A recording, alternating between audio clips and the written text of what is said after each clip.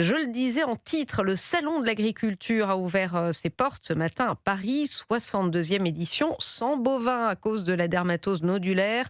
La plus grande ferme de France inaugurée comme tous les ans par Emmanuel Macron. Le président est arrivé sur place vers 8h30. Il continue sa déambulation dans une ambiance assez détendue, même si la colère est évidemment toujours présente chez les agriculteurs. Arthur Delaborde.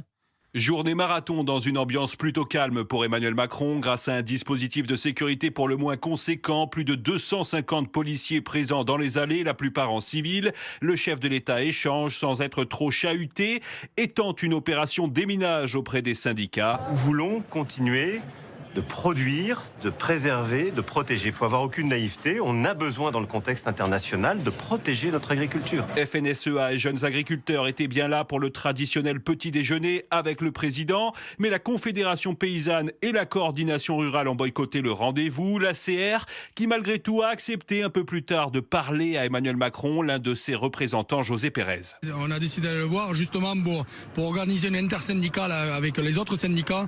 Mais on n'a plus le temps d'attendre. Les agriculteurs sont dans des situations économiques très compliquées. Emmanuel Macron a dit accepter le principe d'une réunion avec l'intersyndicale sans que l'Élysée ne donne à ce stade plus de précisions.